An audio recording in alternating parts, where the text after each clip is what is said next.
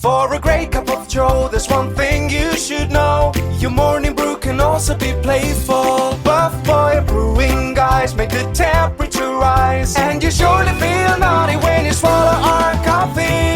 If you want some real heat, give your mouth a fine treat. You will want some more, rest assured. Buff Boy Brewing, you can't get enough of. It's time for The Scribble, your weekly fix of celebrity chats, bizarre stories in the news, and basic random chatter with best-selling author and syndicated radio host Jeremy Bradley.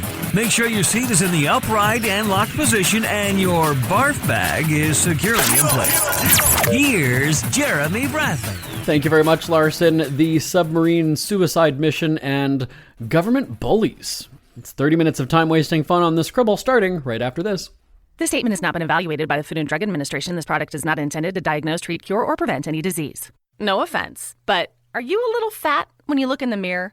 How would you like to learn the secret to losing 3 to 5 pounds a week without joining the gym or going through any crazy diets? It's called Body Sculpt RX. For the last 2 decades, we've helped countless people lose thousands of pounds. And now, it's your turn. Learn how to lose weight with one simple phone call and no prescription needed. You'll see an amazing difference in a matter of days. Don't believe us? We'll offer you a risk-free money-back guarantee. So, if you're ready to start losing weight, call right now and get a free month supply with your first order of Body Sculpt RX. Call now. You have nothing to lose but the pounds. 800-459-6838. 800-459-6838. 800-459-6838. That's 800-459-6838. Jeremy Bradley here, back on The Scribble. All right, so let's get into this Titanic thing, because first of all, let me just say, it's always awkward for me to criticize the media because I am the media, right? I've been on the radio for 18 years, 19 years. I've been in the newspaper for 20 years. So it's kind of weird when I comment about coverage of something, because in a roundabout way, I'm giving it more coverage, right, by talking about it. So, but I mean, it's a hot topic in the news right now. Obviously, it's dominating the headlines. We have CNN on the television right now, and it's still on. So this is one of those situations where I think people nowadays, thanks probably to social media, it's the public deciding what's a worthy news story and what's not, in the sense of how much time and attention it gets. Back in the day, it was a news producer, right, or director, or somebody in charge at a news station or newspaper that would determine, if it's a newspaper, how many pages. Is this front page? Is this front page continued on to the next page? Is this, half a page, a quarter page, just a photo? There were lots of decisions to make. Same thing with the news. You've got the 6 o'clock news. You've got an hour or 30 minutes, whatever it is. How much time does this story get? The average news story being about, well, back in the day, it used to be almost 2.5 minutes, depending on what it was. Now it's significantly shorter. Nevertheless, you've got cable news that has 24-hour coverage of things. And I get right now, like I said, CNN is on our screen, and we're seeing this Titan sub sandwich thing. And I think this is one of those stories where the media is making it a big deal, and we're praying that everybody's okay. It's very weird for the media to do things like that, because think about when there's, like a plane has gone missing, or there's something. Very rarely would you have the anchors or the hosts giving those sort of personal feelings and reactions. But now we've kind of crossed that line where I guess they're wanting to have that sense of connection with the audience. They want to seem like they're people, and they've got emotions too. But again, back in the day, Walter Cronkite, whoever, whichever news anchor you watched and you trusted, you didn't know their emotions. If they were very neutral. They were just, reading the script and giving you the facts, and that's what it was. There wasn't this our hearts are with them, and we're praying for everybody. No, just give me the news. Give me the news. You're telling the story. That's what it is. You're not guiding us through something, you're telling us the story. And so that's where, and perhaps maybe that's why people are tuning out from cable news, I don't know. But my point is that, you've got CNN last night, Thursday night, Anderson Cooper is live from Newfoundland, hours after we'd heard that all these 5 people had died. Maybe he was already on the way there, so it was kind of one of those situations where, we've already booked the tickets and we've got the crew there, so let's just keep them there.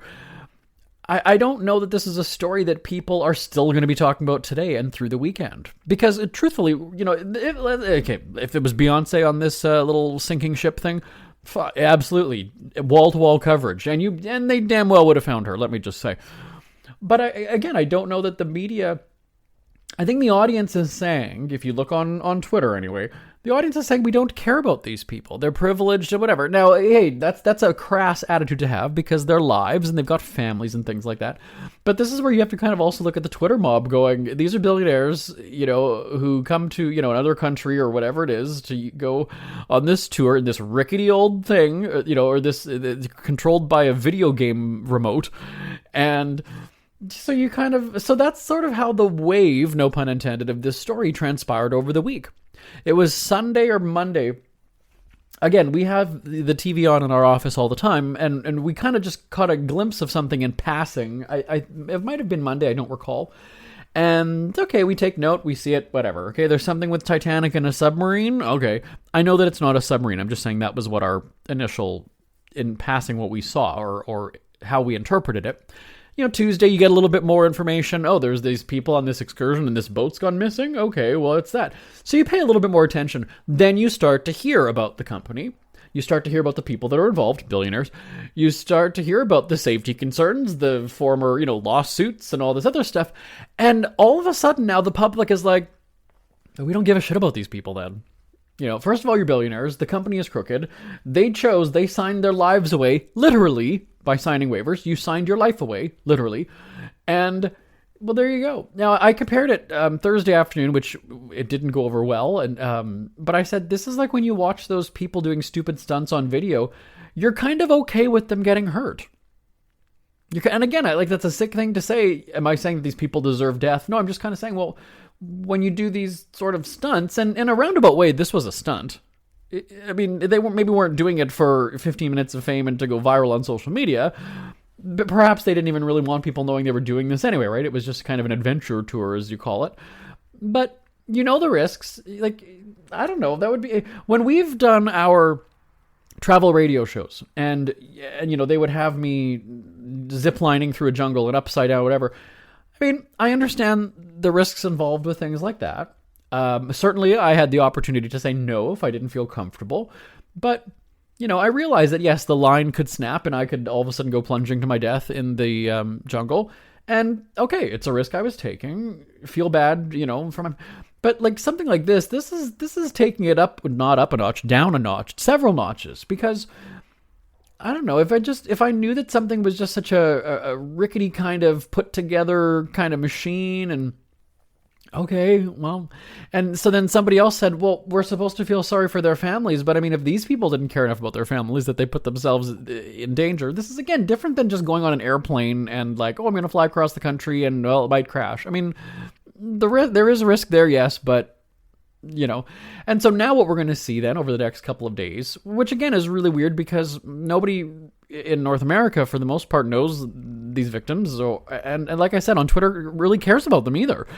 But CNN and the news networks, hopefully they're going to scale it down over the weekend, but they're going to make it seem like this is a big story. I mean, CNN, hours later on Thursday night is still, around the clock. We get it. There was an implosion or catastrophic implosion, whatever they called it. 5 people are dead. That's kind of the story now. I don't know that the average viewer, and you listening to this right now are potentially an average viewer of television. Do you want to know what happened and why? I think this is a forgotten about thing. I find if that's what the news channels want to focus on, I don't care. Because here's the deal. This was only 5 people on it. Can the majority of people right now name any of the people that were on this thing? Like I said, if it was a celebrity, fine, different story. It's going to have some kind of importance because they're celebrities. These are billionaires from another country, so perhaps in the other countries the story is a huge deal. But again, I mean, you look at this and go, There's a lot of stupidity on these people's part. I'm scrolling Instagram right now. I don't normally bring my phone in here when we're doing the show, but I am, and I'm just looking like here they wanted the full Titanic experience, and then a lot of people going and comparing and saying, 500 people drowned in another sinking ship. Did the news media give two shits about it? And that is true to a point. So you can't even go and say that these were big cheeses in North American culture because never heard of them, never heard of this company, not a big deal. But, I mean, if this was a United Airlines flight, or if this was this, Jeff Bezos, or this was, somebody, okay. But, yeah, I mean, again, it's sad to say, right? Because these people are dead now. But, okay. So, yeah, it's sort of like these idiots go on this, death-defying excursion. They've got money to throw around. You're going to pay that's the most expensive suicide mission ever. And it's interesting because you do have the news media. Like, I was reading a story in the New York Post where it's kind of like, they're not the millionaires or the billionaires. Is this company and the millions that they have, are they going to end up compensating, reimbursing the taxpayers in Canada and the United States for this? I asked that actually earlier week. Somebody, can I bring that up on my screen just as I'm talking here? I did tweet something like that, and somebody had said, if I can find it here. Sorry, I got to scroll here. Scroll. Who is reimbursing taxpayers for funneling money to Ukraine? I'd much rather taxpayers spend money on actually trying to save these people. It says that instead of then. That piss it away on Ukrainian clowns. And I wrote back, there's a difference between people fleeing war and those on a submarine suicide mission. Here we go. My tweet was, at least they are billionaires and their estates can reimburse the taxpayers. And that's where people are like, but that's what taxpayers do. That's what the job is for the, Coast Guard and whatever. Well, I mean, that's true, yes. But at the same, like I said, if this company has millions and wants to.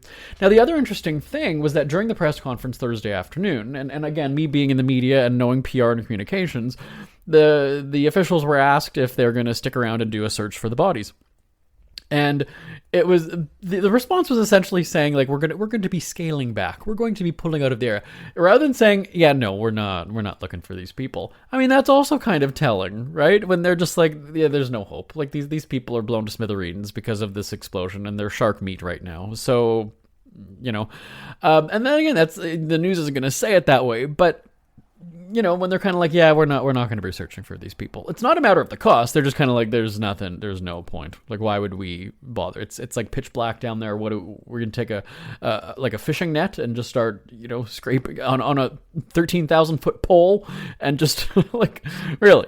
So, I mean, like I said, it's sad, but if you scroll Twitter, I mean, it's very funny, the memes that were kind of coming out. So obviously, that people are kind of like, yeah, we're over this story already. It's going to be fodder, I guess would be the word. It's going to be fodder for people who make jokes on social media, and that's really about it. So that's I think what'll give it its shelf life for the next couple of days. But anyway, send me your thoughts live at jbonair.com, talking about how much coverage people this story is getting, and here I've just devoted about half the show to it. But send me an email nonetheless, live at jbonair.com. Listen up, guys. Are you experiencing any of the following? Fatigue, less drive, poor performance? If so, you may be one of the nearly 30 million men in the U.S. today dealing with ED. But did you know you don't have to pay hundreds for a prescription anymore? And you don't have to deal with the hassle of seeing the doctor or the embarrassment of going to the pharmacy for a certain pill. Now with one free call, you can find out how Herbal Virility Max can help you feel like a man again. For over a decade, Herbal Virility Max has helped guys just like you put a smile back on their face with improved performance and drive. Call today and ask about our buy one, get one free offer. Save the money, save the hassles, and get the better blue pill. Dial 800-578-0179. That's 800-578-0179. 800-578-0179. This statement has not been evaluated by the Food and Drug Administration. This product is not intended to diagnose, treat, cure, or prevent any disease.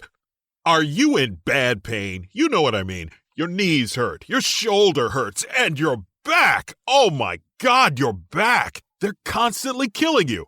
And I'm sure you've tried every pain pill or cream available at the drugstore. Am I right? Well, here is something you haven't tried. Pain Absolve.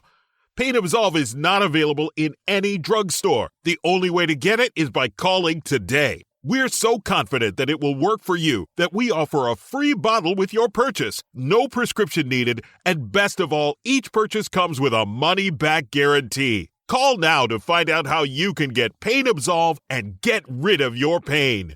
Call 800-319-0582. That's 800-319-0582. 800-319-0582. Call today, 800-319-0582. Jeremy Bradley here, back on the Scribble.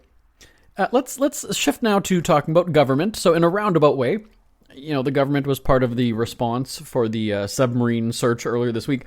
But I think as I'm getting older, I kind of have this opinion where the government is not going to be telling me what to do. Because, when you're growing up, you always feel like the government is the one that makes the rules, and we the citizens, the peons, have to follow them.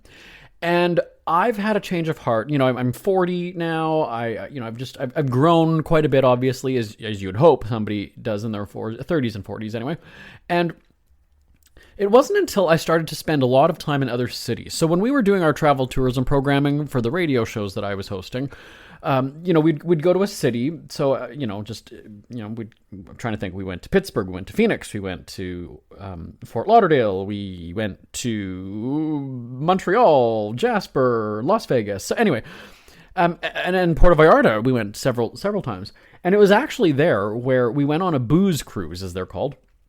And you had to get there for like 9:30, 10 o'clock in the morning. We're getting on the boat and they hand you Jello shots. And in that moment, I was kind of like, it's so early in the morning. Like it felt wrong. Like I was doing something wrong, something bad. You can't have a shot at 10:30 in the morning. How dare you? That's wrong. And it took me a while to figure out why I felt that way. And what it was because in Canada at the time, we're going back about more than 10 years now, was that the law in Manitoba, my home province, was that you could not buy an alcohol product. So that could be at a restaurant or that could be just at a liquor store. Whatever the venue, alcohol was the product. It could not be purchased. I'm not saying consumed. I'm saying purchased. So the liquor store was not open before a certain time. It was generally 11 o'clock. And that was, when you're growing up, you're kind of like, okay, well, that's just the right way of things, right? It's just and then once I was there, and then I have a place in West Hollywood as well that we go to, and there's a CVS pharmacy kind of down the street around the corner, and I remember going there at whatever time it was, and especially like on a Sunday, again where I'm from in Manitoba, stores had to close at 6 o'clock. That was the law. With the exception of like a pharmacy or something, convenience store could be open 24 hours, but a retail store absolutely was not allowed to be open past 6 o'clock on a Sunday. And again, that was just the way it was. I remember my mom, back when Sunday shopping was very new, probably about 30 years ago. And I remember we were at my grandparents' house, and in the basement, there was the discussion was, stores are going to be open on a Sunday. That was just sinful. That was, horrible. How dare people go shopping on a Sunday? And again, that's because the government set those rules.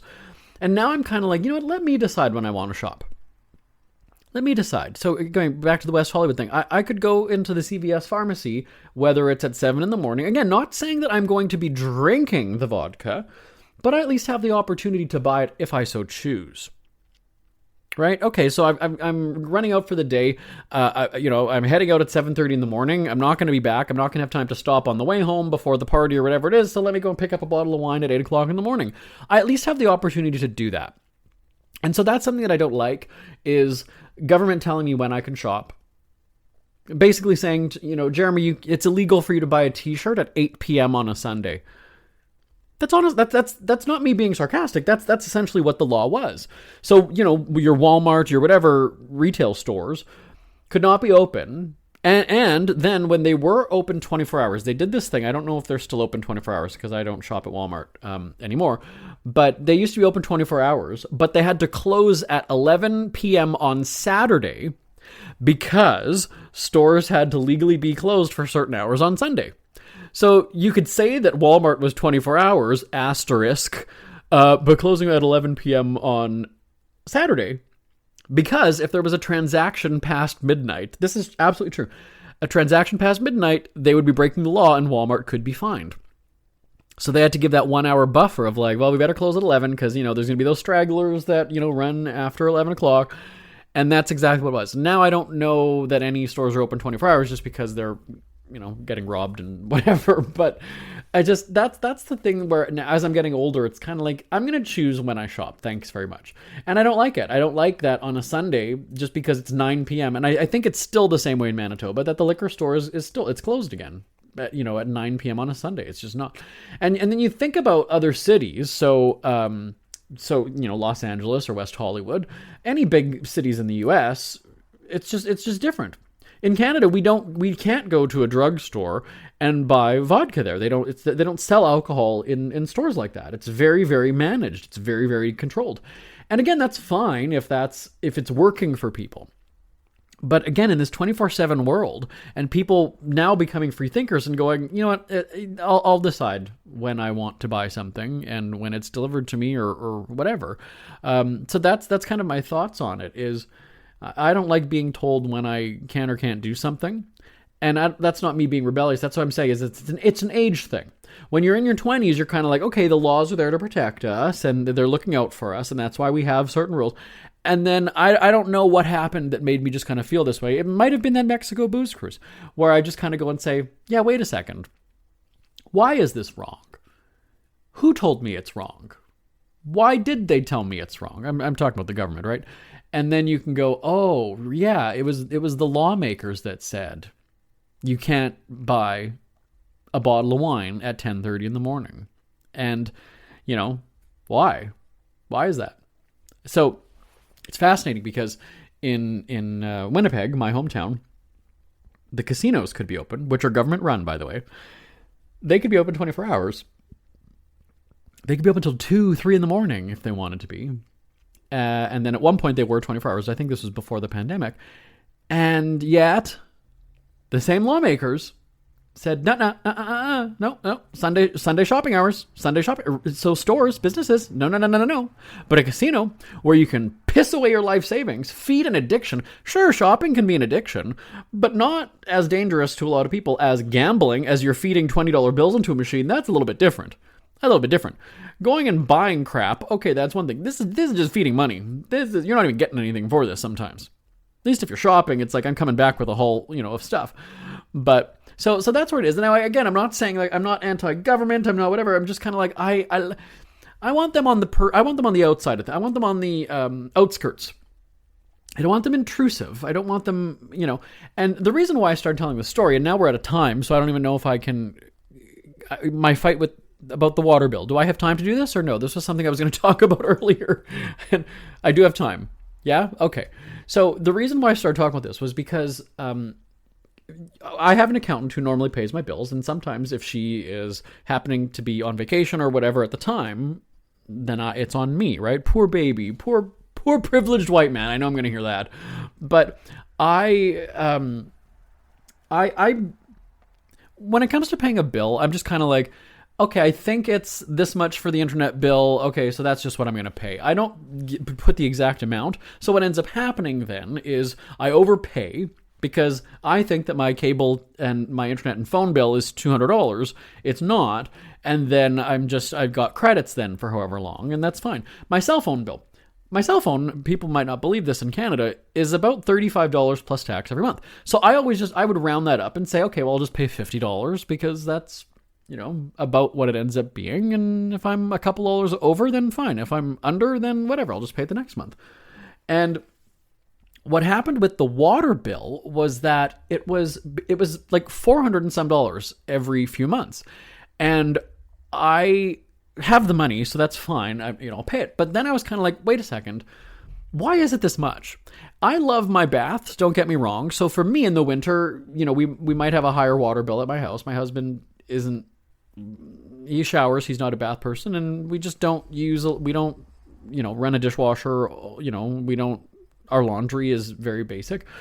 So why would we have a $200 water bill? Oh, it's Jeremy's baths, that's why. But why would we have a $400 water bill? We don't know why it's that much. So in Winnipeg, I had the bill had come in the mail, and this was so then around Christmas time. There was a notice where you're overdue, and so I was kind of like, okay, well, I guess I didn't pay it or whatever. I got busy, with the holidays, whatever it might be. So I tried calling the city, the utilities department. And it was just, I think I waited 35 minutes at one point, and then it just kept saying that there was, high volume. No matter what time of the day I called, if it was, earlier in the morning, mid-morning, early afternoon, mid-afternoon, whatever it was, I could not speak to somebody. Okay, so I can't get my questions answered. So there's an email address on the bill, so I go and I email. My account number was the subject line, and then I put like billing inquiry or something, so they knew that it wasn't just spam. And I kind of said, like, look, I've been trying to call somebody to talk about this. Now you're sending me a threatening letter that I'm past due, pay immediately. I need to talk to somebody about this. Get back to me on this. And I shit you not. And if you want the receipts, I can post them or email me, DM me. I will send to you. It took them over 1 month to reply to me. By that time, because I'd done my part and said, hey, look, I need answers, get back to me, I wasn't going to go and pay another $400. And then I get the red notice, which is, we're cutting you off, buddy. You haven't paid us, we are cutting you off. And I lost it at that point, because then you get all this, there's a reconnection fee of, 100 and something or $200 and all this. And I thought, fuck you, first of all, City of Winnipeg. Not happening here. Not happening. You're not going to bully me like that. When you can't get back to me, I'm trying to pay the bill. I'm trying to get things squared up. And I can't call you. You don't reply to me. I'd sent 5 emails over the period of time. It took them over 1 month to get back to me. This is documented, and they've confirmed that it took too long. And I said, look at what's going on. So to get caught up, I had to phone in a meter reading. I had to go through the electronic system, put in my numbers, whatever. Wouldn't you know it, they were way off. They ended up canceling $1,200 of charges and sent me a check for $470, over $400 anyway. Let's say it was $470. I think that's what it was. So here we are. You're delinquent. We're cutting you off. The red bill. You're a bad person. We're coming to get you. And then in the end, crediting or canceling $1,200 of charges and sending a check for over $400. And so that also kind of just put me in this whole, fuck the government kind of a thing, because here I am. You work for me, utility department and whatever. I am your employer. And this water bill is paying you guys too, I'm assuming, with taxes or whatever. And here you are threatening me, strong-arming me, and that doesn't work for me. And it was reminiscent because when I first moved into my house, so this is over 15 years ago now, I remember coming home to a threatening letter in the mailbox, again from the city, basically saying that you're breaking a safety bylaw in the city because there were no handrails on my front stairs. And so I could appreciate just a warning, a heads up, right? Just give me it's like when you have to license your dog, and they did this big campaign where they sent you these postcards in the mail, like, remember to license your dog. Do an awareness campaign. As a homeowner, because you don't know, maybe I'm from another country, maybe, maybe I could be a new homeowner like I was. Give me the heads up. Give me the information piece. And so I started asking people, like, did you know that it's a law that you have to have at least one handrail on stairs when there's more than 2 or 3 stairs? Nobody knew this. Not one person, and I know a lot of people, not one person in the city of Winnipeg knew that was a rule. And so the threat from the city was, do this in the next 2 or 3 weeks. I'd have to find the paper to be sure, but they gave you a time period. It wasn't long. Or you're going to pay a $1,000 fine, or sit down for this one, folks, you're going to get 6 months behind bars. We're going to lock you up for not having handrails. Think about that. We're going to lock you up. Locked up for not having handrails. Yeah. So that's what your city's doing to you. And at that point, too, I was kind of like, yeah, I'm not having that. And I lost it. And what I did was I emailed all of the city councilors and I said, I do not appreciate being sent this, because we were talking about it to my grandma and she had a freak out going, oh my God, Jeremy's going to go to jail. I said, think about that. That's, if you were to send that to a 90-year-old woman who could then be in a panic and think that she's going to do time after living in our house for 60 years, and it's never been a problem, but somebody complained or somebody noticed, and all of a sudden you're going to fire off this letter to a 90-some-year-old woman, that's a problem. That's a problem. So that's what I'm saying, is that it makes me feel one way about my hometown of Winnipeg, but at the same time, that's where I'm just kind of like, now we understand why people are so resistant to government. Canadians aren't big into politics as Americans are, but that's, I understand where Americans are coming from. But with Americans, it's a little bit more different. It's more about bigger issues, right? Guns, trans, I guess, is kind of the big thing now. Healthcare, all those kinds of things. But that's, in Canada, it's not like I'm going to vote a different party because Canadians just generally don't care. But that's my thing now is, I'm not saying that I'm getting involved in we got to go. Oh, crap. Sorry, we got to go. Send me an email, live@jbonair.com. Back in a moment. Who are the Kardashians feuding with now? What did that little thug Justin Bieber do this time? Who's getting hitched? And who's headed for Splitsville? Hear the latest celebrity news and gossip every day on Entertainment Wrap-Up. The good, the bad, the ugly, but mostly the ridiculously hilarious. It's all recapped in this daily segment at entertainmentwrapup.com. Have a laugh at the expense of the rich and famous when they take themselves way too seriously. It's 3 minutes of time-wasting fun at entertainmentwrapup.com. Check out Entertainment Wrap-Up at entertainmentwrapup.com. Brought to you by Speak Free Books. We hear you chirping. Get scribbling. Tweet up the Scribble at The Scribble Show. Join the discussion with Jeremy Bradley. It's all going down right now on Twitter at The Scribble Show and at thescribbleshow.com. JB here, back on the Scribble. See, I'm so trained to be on the radio that from the very beginning, we've always said this podcast is going to be 30 minutes on the dot every week. And the reason why was because just so that you would know what to expect. Because when I started to listen to podcasts a couple of years ago, yes, only a couple of years ago, even though I've been hosting a podcast for like 8 years or something, I always like to say that this way you know what to expect. It's not going to like you're going to have one show that's 15 minutes and another one that's 3 hours, because it just seems so weird. So when we were doing the radio shows, it was 2 hours, and you knew that it was going to be 2 hours. And so at the beginning of this, I said, let's do 30 minutes. This way you know that whether maybe you're on the treadmill, you're listening to it, well, by the time it's over, you know that you've done 30 minutes on the treadmill, right? Same kind of a thing if you're out walking the dogs or whatever it is that you might be doing. Okay, the show is over. That's my 30-minute lunch break. I can go back to work. There was a reason behind it. It wasn't just coincidental that every episode is 30 minutes. And so they start to freak out in the other room where they're like, we're running out of time.